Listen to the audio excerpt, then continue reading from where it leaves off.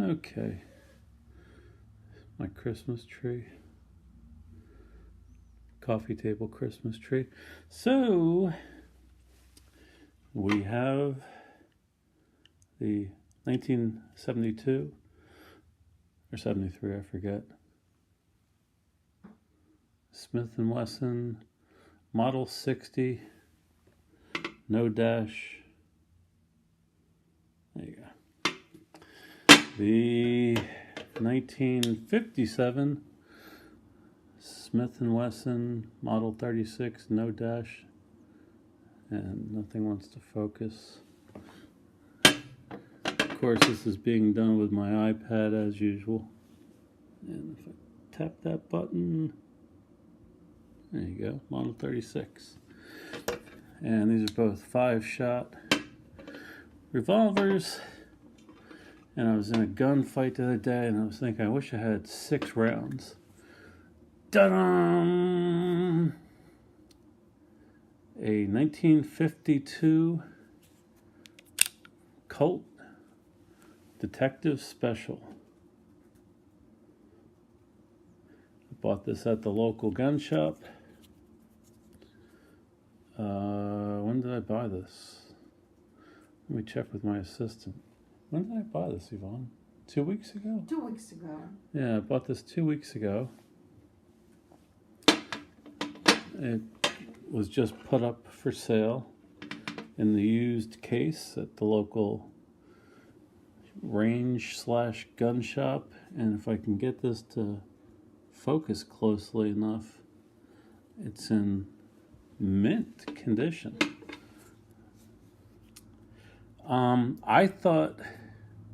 I really gave him a hard time about the price because I thought that was paint. And let me see if I can focus this. I'm holding it on one hand and the iPad with the other hand and covering the microphone at the same time. I thought that around, the trigger guard and the front and the front strap, the back strap, I thought that was some kind of paint. And so I told them rather than 500, I'd give them 400. Boy, what a deal I got. It's also in the flutes on the cylinder.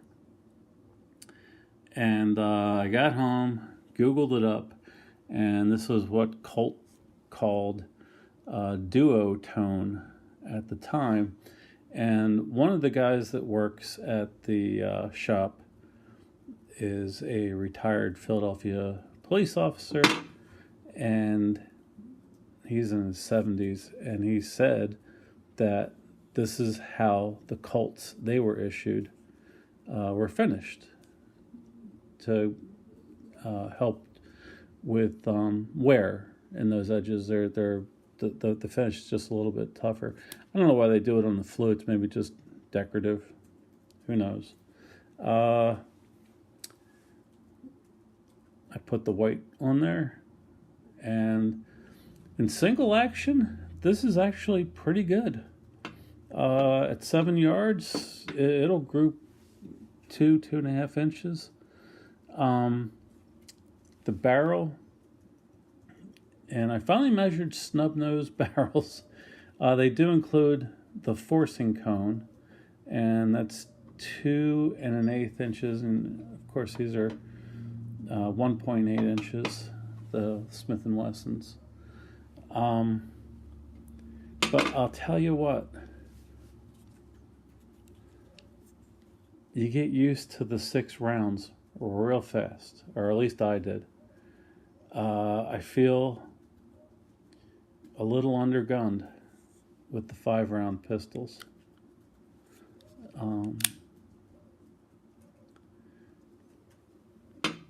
And I don't know why.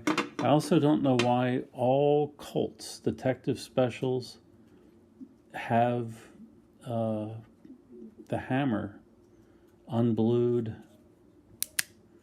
whatever. Of course, it has the hammer nose or firing pin on the hammer, whatever you want to call it. I don't have any snap caps, but the double action, what the heck? I bought an extra. It's nice. Single action.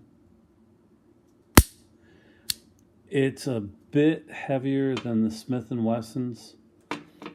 But that's not saying much because the Smith & Wessons, if you just think about it in single action, they go bang.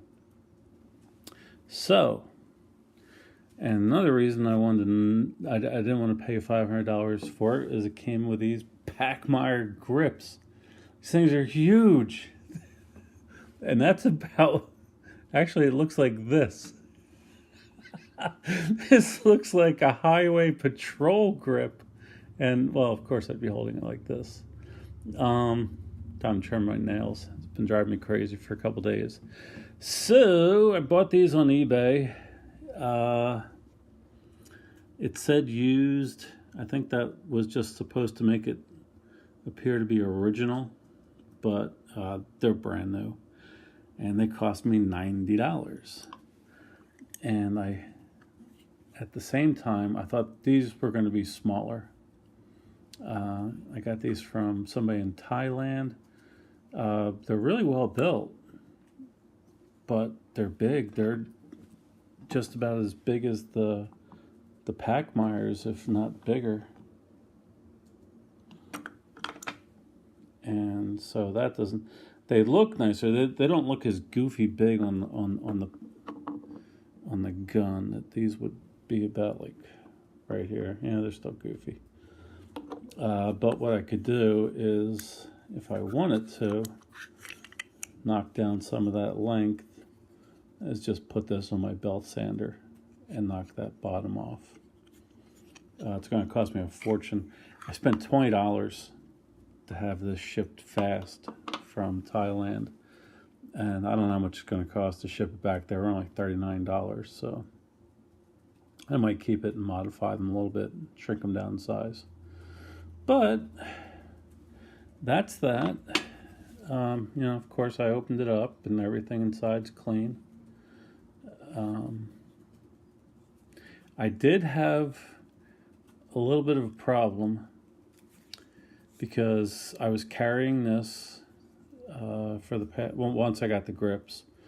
I was carrying this rather than carrying one of my Smiths,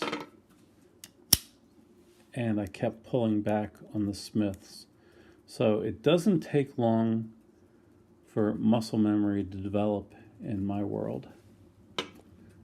And that's just something I had to bear in mind. I don't get into too many gunfights, so I don't foresee that being a problem. And I usually carry about 8 or 9 guns at a time anyway.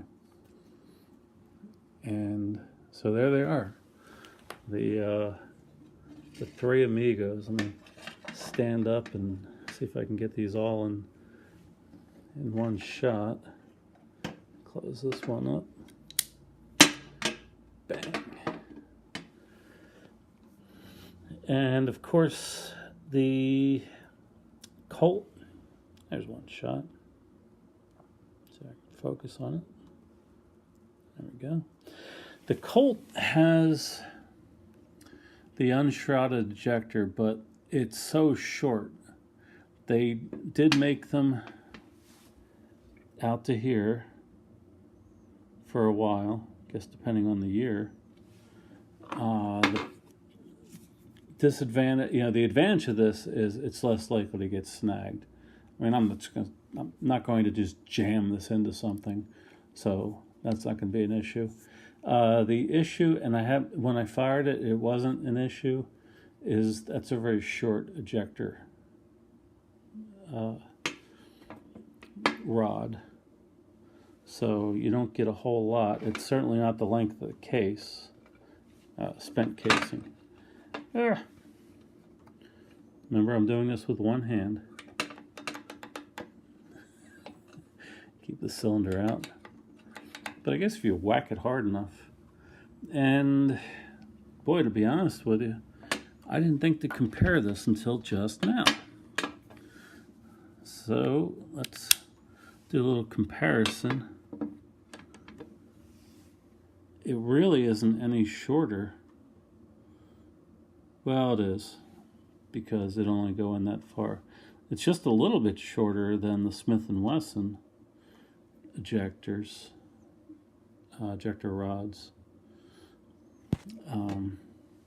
So there you go.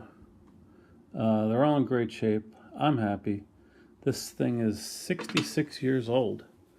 If you go to proofhouse.com, they'll give you serial number, and anything you see up here is just like an oil smudge. Except for that. I don't know what that is. Right there. But there's no pitting on this. There's no pitting on any of them, which is kind of cool. And the nice thing, proofhouse.com, they have Smith & Wesson's, Colts, and yada, yada, yada, the serial numbers and the years they were made. They don't have all the serial numbers, but they just have a range of serial numbers. And when yours falls into that range, that's how you know what year it was made. And hope you like them. This, if you recall from previous videos, that's about all you need. This one is medieval. That's like a carpet tack strip. You're not going. All you have to do is touch it, and it just digs into your hand. And move your thumb back; it's going with it. You have no option there. You're hooked. And this one, just a moderate bit of pressure. But I just noticed now that my thumb really falls into that groove as well. The timing on it is perfect. Let's see if I can get this. Supposedly the moment that hammer starts moving, the cylinder latch should move as well. Get back, and everything's done by the time or before the hammer is fully cocked. So, problem is parts. I can get parts for the Smith & Wessons. They're still in current production. This is not. So I went to Numrich parts, and what did I get? I got an extra hand, to rotate the cylinder, an extra mainspring. I'm pointing at the picture on my iPad. Extra mainspring, and an extra spring for the latch, and an extra hammer nose. And that's that. So, have a Merry Christmas. And there they are. Take care.